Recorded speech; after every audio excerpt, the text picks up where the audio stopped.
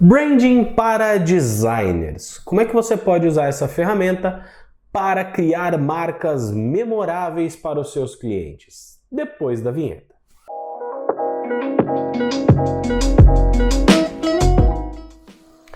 Fala, meu querido e minha querida, seja muito bem-vindo ao meu canal, onde falo tudo sobre branding para você, profissional liberal. Hoje, especificamente falando com designers, o que não quer dizer que você que é copywriter, social media, gestor de tráfego, não possa ver o vídeo, tá? Você está completamente autorizado, isso daqui não é nada sigiloso, mas está mais direcionado aos designers, não vou mentir.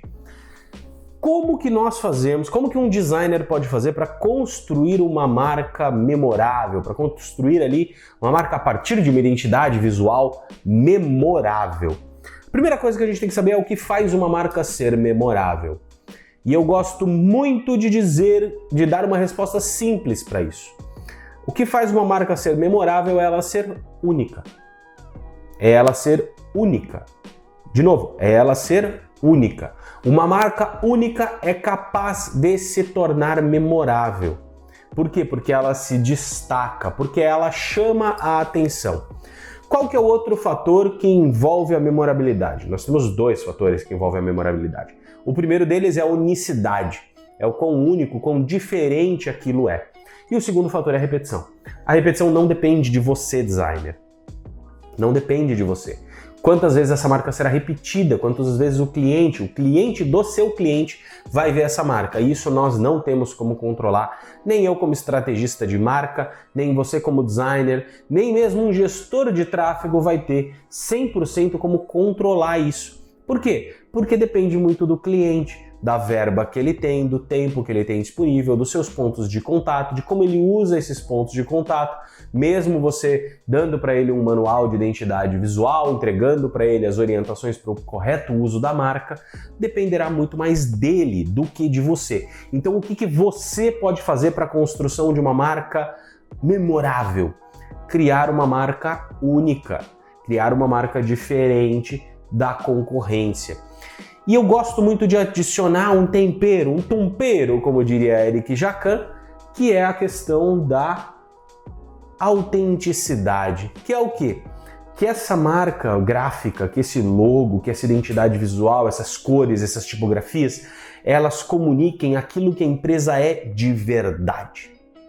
Aquilo que é a essência da marca enquanto personalidade, enquanto promessa, enquanto cultura. Se você consegue incluir isso tudo, mesmo que de maneira subjetiva, que é o que dá para fazer, né, dentro da identidade visual, você cria uma promessa visual a partir dessa identidade que ela será verdadeira para o cliente lá da outra ponta, para o cliente do seu cliente.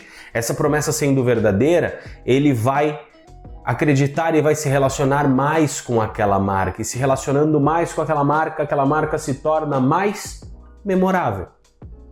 Porque ela vai ser repetida. Ele vai falar o nome daquela marca mais vezes, ele vai lembrar do logo daquela marca mais vezes, porque ele vai citar para alguém. Ele vai sempre entrar naquela marca quando ele citar ela para alguém, quando ele indicar para alguém. Então esse contexto se constrói, né? Então o caminho para construir uma marca memorável para você, designer, é uma marca única e uma marca que comunique verdade. Eu acho que esses dois fatores são os mais importantes ali. E como que você faz isso? Aí tem uma questão importante, né? Quem trabalha com design estratégico de marca tem algumas ferramentas para conseguir decupar aquilo que o cliente quer comunicar na sua marca. Quando a gente fala de branding, a gente não pode se limitar àquilo que o cliente quer comunicar. A gente deve buscar mais fundo, deve ir mais fundo no processo e tentar entender o que ele deveria comunicar, o que é verdadeiro. E nós temos ferramentas para isso, como, por exemplo, uma dinâmica de atributos, onde eu não pergunto para ele o que ele quer comunicar, mas eu tenho ali uma ficha de atributos que eu passo com ele e depois eu faço um questionário para ele, buscando entender quais são as percepções que ele quer que aquela marca construa a partir daquilo que a marca é atualmente. Então eu pergunto para ele, por exemplo, né? A sua marca, ela é mais feminina ou mais masculina, na sua visão? Ah, é mais masculina. Por quê? Ah, porque nós somos mais sérios, porque nós somos mais diretos, mais incisivos. O masculino e o feminino é irrelevante. O importante é o sério, direto e incisivo. Esses são atributos que eu vou comunicar na minha identidade visual, caso eles venham se repetir ao longo da dinâmica. Então percebe que não é eu perguntar para o cliente o que ele quer que a marca dele comunique, é eu perguntar como é a sua marca, como você enxerga a sua marca, em termos de atendimento, em termos de produto, de experiência de compra, como você enxerga essa marca.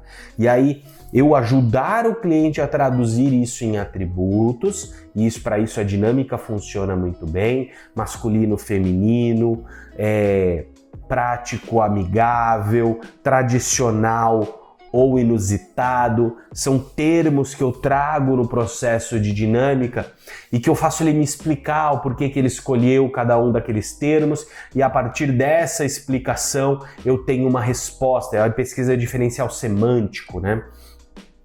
É a dinâmica de diferencial semântico. Então, assim, eu consigo entender quais são os atributos daquela marca.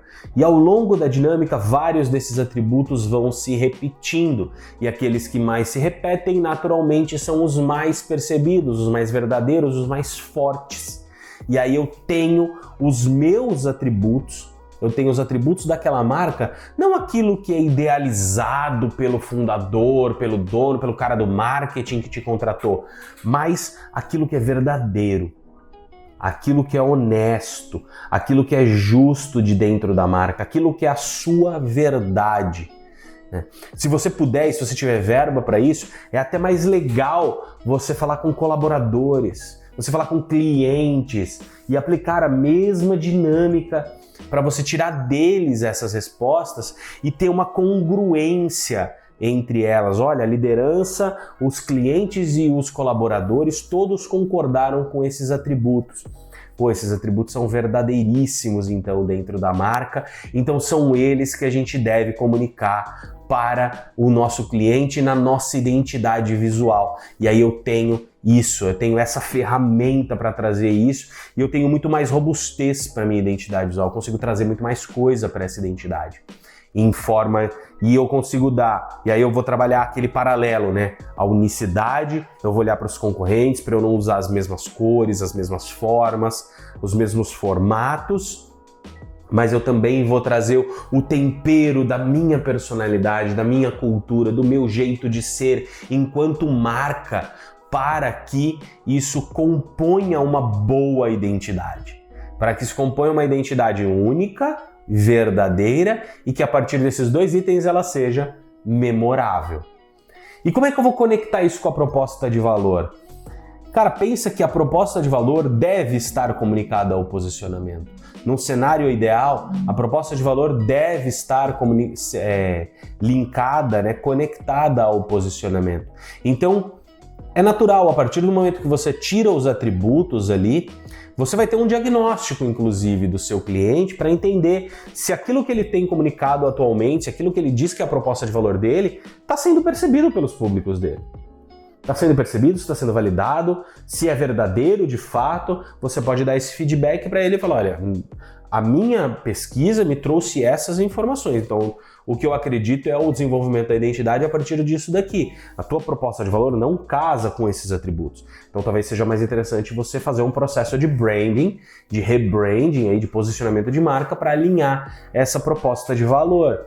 Pode acontecer. Se você não tem esse poderio, né, se você não tem essa influência ainda sobre o cliente, cara, aí é deixar que ele tome uma decisão. O seu papel você fez, você decupou aquilo que são os itens verdadeiros da identidade daquela empresa, né? Agora, se ele quer comunicar uma mentira, a responsabilidade é dele. Não terá uma marca memorável, porque você vai conseguir gerar unicidade pela sua capacidade profissional, técnica, mas a questão da verdade, da autenticidade não vão ser tão fortes. Essas questões vão acabar não sendo tão fortes.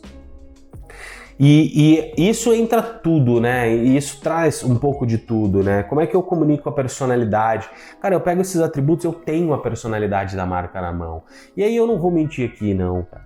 Não sou eu a pessoa que vai dizer para você, por exemplo, como que você vai fazer isso na prática. É claro que nós sabemos algumas coisas e tal, mas assim, o designer, ele é o profissional capacitado. Eu não sou designer, eu venho do design, mas não sou designer mais. Então, o designer é o profissional capacitado para pegar aquele atributo de personalidade, de cultura, de contexto e transformar aquilo em cor, forma, né, em tipografia, transformar aquilo numa identidade palatável. O que eu gosto muito é do conceito do ambiente de marca. Eu falo muito sobre isso, né, com os meus clientes. E eu não lembro onde eu vi esse conceito, eu não sei nem se eu aplico ele da forma correta, mas é a forma que eu aplico atualmente, que é assim: cara, o teu logo não precisa comunicar todos os teus atributos, ele pode comunicar um. As cores, compondo aquela identidade, vão trazer outro contexto, né? A outra parte pode ir para o discurso, para a identidade verbal, e aí você cria esse contexto da marca. A marca não é só um logo, a marca não é só cor, não é só tipografia, ela é um contexto. Então esse contexto sendo construído é muito importante, é muito interessante e ele precisa ser valorizado. Então quando cada um dos itens da identidade da marca traz um daqueles atributos de personalidade e eles se complementam entre si, é que você constrói uma identidade verdadeiramente memorável. E eu acho que os piores erros, a gente trouxe aqui na pauta, né, os erros, eu acho que o pior erro é você não fazer essa análise, é você abrir mão dessa análise para simplesmente fazer um logo bonito. Porque o logo bonito ele vende, mas ele não vai ser único, ele dificilmente vai ser memorável. Se for memorável, vai ser mais por uma tacada de sorte do que por uma efetiva intencionalidade da tua parte. Então, não é legal, né? Não é legal. É legal você fazer um trabalho quando ele dá certo, que você queria que ele desse certo. Que você planejou aquilo, que você pensou naquilo. Então, acho que o maior problema é não considerar esses fatores, esses atributos de personalidade, todas essas questões para a construção dessa identidade visual. Assim, você vai ter uma identidade sem alma, sabe?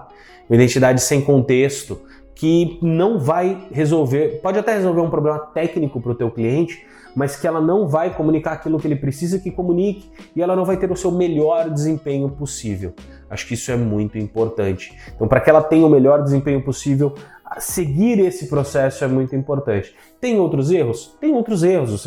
Um erro muito comum é não olhar para a concorrência, é querer seguir o que a concorrência faz, é não olhar para segmentos laterais. Então a gente tem vários pequenos erros, mas eu acho que o principal erro é não considerar essa questão estratégica para o desenvolvimento da identidade visual, mas não só de estratégia, mas de entendimento do contexto da marca, porque isso não vai te permitir ter uma boa identidade, uma identidade com alma, com contexto, com verdade. Beleza?